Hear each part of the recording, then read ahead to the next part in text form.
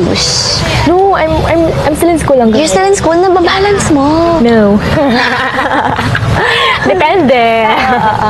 Pero ano mo lang yan, maintain mo lang yan as much as possible. Huwag mo titigil yung pag-aaral mo. I mean, I know it's hard.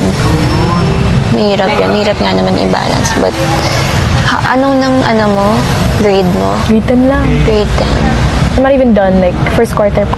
Patuloy mo lang yan hanggat kaya mo.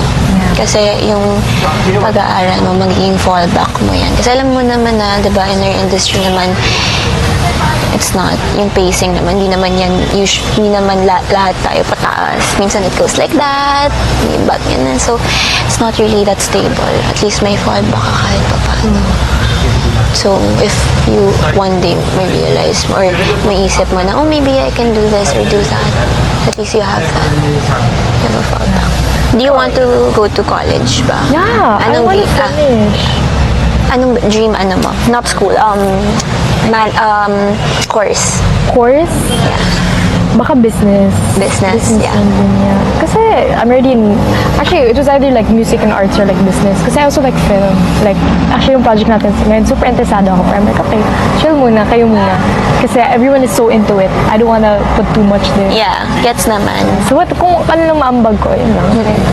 And syempre, we're gonna still have more things to come. So that's just the first day pa lang, script writing pa lang. But, it was either film or like business.